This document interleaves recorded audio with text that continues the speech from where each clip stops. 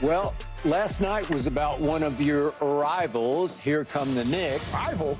Yeah. Rival? Last night's big breaking news was the Nets trading Mikal Bridges to their cross-bridge rivals, the Knicks. But the stunning part of the deal was how much the Knicks gave up for Bridges. 4 unprotected first-round picks in 2025 and 27 and 29 and 31. A protected 2025 first-round pick via Milwaukee, the Knicks' unprotected 2028 pick swap, and a 2025 Nets second-round pick. Wow. Ooh, okay. Man. So now Bridges joins 3 teammates, of course, on the Knicks. He played with at Villanova in 2017. Jalen Brunson, Josh Hart, Dante DiVincenzo. The Nova Knicks indeed. So now the Knicks hope to re-sign OG Anunoby, who opted into free agency yesterday. So, Paul, if they do re-sign Anunoby, scale of 1 to 10, how big a threat will the Knicks be to your Celtics next year? Are they going to sign Jay Wright too as coach?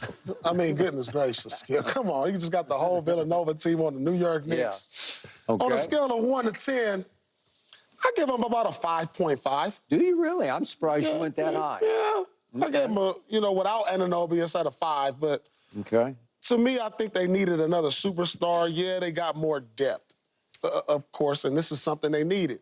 But I felt like they had a little depth. They just didn't play it. You know, you had McBride, probably should have played more minutes. Burks should have played more minutes early in the playoffs. But, yeah, you add another guy. But the thing to me is people tend to forget the other teams in the East that are going to get better. Indiana, you know, they don't just jump up to a threat to the Celtics because they were 1 round away. Indiana's going to be better next year, too. Mathurin's going to come back. I mean, you know, you got to figure a healthy Philly team probably beats them. If Joel Embiid's not playing on one leg. If he's not playing on one leg, it took him that was a tough series for them. Milwaukee, they probably got to figure they'll probably be better next year, too. So as far as their threat to the Celtics, they better hope they sign Anunoby because they're going to drop down to a 2 if they don't. Because if you don't got athletic wings that can guard and knock down threes, you have no shot against the Boston Celtics. So, yeah, I like what they did in adding depth. But the thing is, they're going to have chemistry issues. I mean, think about this. Brunson, the way they played in the playoffs, if they were healthy, you probably got to say maybe they beat Indiana, but who knows? You know, Brunson giving you 29 a game. So now you got to come back with Randall the next year, who gave you 25 a game. You got to implement him. Now you got to implement Bridges, who averaged 20. So how is that going to change the way Brunson played? He has to turn into a passing guard now. But we all know he's at his best when he's scoring. Dribble, dribble, dribble, dribble, dribble, dribble. That's what we said all year, but that's what he was good at.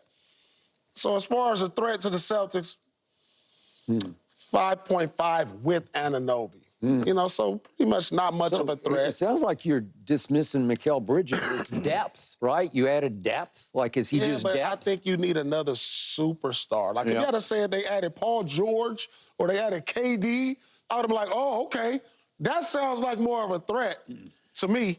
But they still come into a pistol fight with a knife, and that ain't enough. I would say it's a 6 without, a 7 with OG. It's 7 with OG. And it's not look, the Knicks had an opportunity last year this past season against Indy to get it done. They couldn't get it done. They ran out of gas. Brunson got banged up, hurt. They lost OG. But if you look at those games, you clearly can see that they was in all of the games. They was right there to the end, and they just ran out of gas. So add another piece like Mikal Bridges to the party. And then in terms of chemistry, yeah, they got to get chemistry with Randall. And maybe, you know, they got to figure out who takes the shots in certain situations. But as far as chemistry, it's 4 of them. They played together in college. Oh, they lost know each other. Harkenstein, too. They lost Harkenstein. You know, they're going to lose him. Well, they haven't, but they will. Yeah. You know, they haven't yet. So when you look at where they're at, I think they're right there. Now, it still moves to be made. We don't know how this thing gonna shake out over the next several months until the season starts with people. 7, though. Huh? Not a 7, Key. Not a 7. What? You don't want it to be a 7? Not Just a say 7. you don't want it to be a 7. It's not a 7. They're not that close. So you don't think that they a threat at all? Not as constructive. Even though you won the NBA final, you went through not a gauntlet.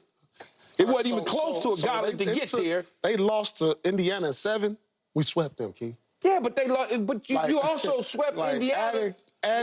You also swept Indiana when Indiana was tired. When Halliburton basically he didn't play the last 2 games, I think it was? Yeah. Game and a half, something like that. Yeah. I'm not taking anything away from the Celtics. No, it ain't that. But we're saying how close are the Knicks? A 7. No. With OG, they not a 7? No. You gave them a 5.5. Yeah, 5.5. And a 6 with them. So if you took a test and you got a 5.5, that's still an F. But with 10 questions. you gave them a 5.5 without even a 6. If you got 10 questions and you get 5.5 of them right, that's still an F. No, that's true. right. That sounds just like the Kansas grade scale, right? But Skip. Wait, did you go to Kansas? Yeah, I went to Kansas University. Did you go to class, actually? Sometime when it wasn't snowing. But look, Paul, check this out, though. Y'all won a championship, man. You went through Miami, who wasn't fully healthy. You went through Cleveland, not healthy. You went through Indy, not healthy. And then you ran up on a team. Most people would say that the guy that you beat in the championship wasn't healthy, too, as an excuse. But I'm just saying, to get out of the East, you went through some teams that wasn't healthy. And then if you would have seen the Sixers, they wasn't healthy. Put it this way, the entire East wasn't healthy. Okay. I'm just saying, you can't just dismiss them. You can't do that. How about this prediction before you go, Skip? Look at Mikal Bridges' longest active games played is 474 this year. Oh, that's going out the window on the Tibbs. that streak going to be over. I thought of that. That streak is going to be over. Because he has been Iron Man. Oh, yeah, that Iron Man streak on the Tibbs, that's out of there. Okay.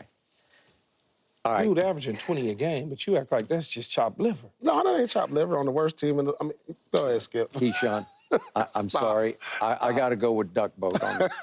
Except I'm way below duck boat. You probably a 2. I'm a 2. You got me. You guessed it. I wrote down a 2 because as much as I enjoyed watching the Knicks and rooting for the Knicks, and they got great grit and fight and spunk and hustle and loose ball urgency and all that good stuff, all those intangibles, I just don't love the tangibles enough. I don't love the supreme talent enough.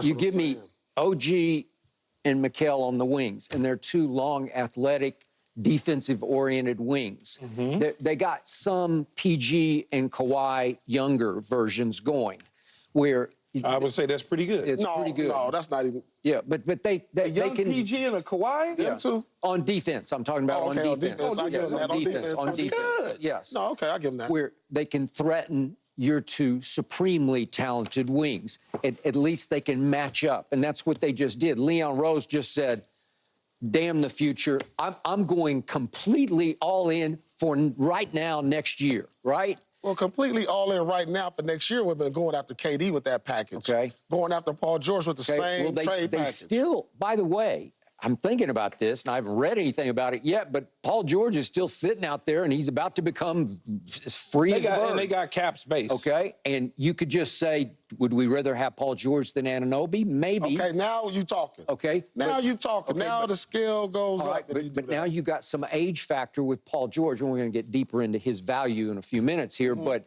he is still 34 after 14 NBA seasons. Yeah. He's been there and done all that, and he's not a 1A kind of star to me. He's more of a 1B kind of a star. But would he be a little better this coming year than Anunoby? Maybe a little bit better. Yeah. Just on star power, just on mystique, you would be a little more afraid of him than you would be of Anunoby, Absolutely. Right? Even though Anunoby contributed to a championship, right? Yeah. Okay? So my problem with the Knicks is, you mentioned dribble, dribble, dribble, dribble. So I just looked back all of this before the show, and I thought Luka dribbled the literal air out of the basketball through the playoffs, and he got worse and worse the deeper and worse it got against you guys. But Jalen Brunson led the playoffs in usage rate, the whole playoffs. He led with 36.4, and Donovan Mitchell was second, and Luka went up third because in the first 2 rounds, Luka wasn't dribbling the air out of it the way he was against the Celtics or even against Minnesota. So my point is, Jalen Brunson, you want to talk about dribbling the basketball to death. After a while watching the Knicks, you just sit back and say, okay, just shoot it. Just go ahead. So how do you dribbling implement all of that? That's what I'm saying. I know. But that's at a time where they had to have him do that. Yeah. Think about it. They didn't have nothing else. They had lost all their players that could contribute. Yeah, they didn't know that Josh Hart would score at the times he was scoring and DiVincenzo would do what he was doing. And he was tremendous. So they didn't know that. So, yeah, of course he's going to dribble. Okay, and to your point, Hartenstein is how it's supposed to be pronounced. Okay, Hartenstein, they're not going to be able to keep him because he was really good through the playoffs. Yeah. The numbers don't sound that great. He averaged 9 and 8, but his 8, half of them were offensive rebounds. Half of the 8. So he had 4 offensive rebounds a game. And he shot 86% from the free throw line, which will work because he can get to the free throw line. So somebody's going to give him some money, I'm pretty sure, because he proved he's pretty good. Yeah. And now Mitchell Robinson is still there, and he is 7 feet tall, and he is 240 pounds. But I'm not sure he has the impact that Hartenstein does. And you do have, and you laugh to me about it, but you still got the unicorn. And the unicorn's going to get his leg fixed, and it'll be fine. And we'll go to the repair room. Okay. And listen, I saw him score whatever it was, 18 points in 13 minutes. He is a big difference maker because he's like 7 foot 3 inches tall. And I'm not sure the Knicks would have an answer to him, even though he used to be a Knick, right? And he's bounced around, but I think he found a home in the middle of your talent. Why didn't the unicorn Brunson...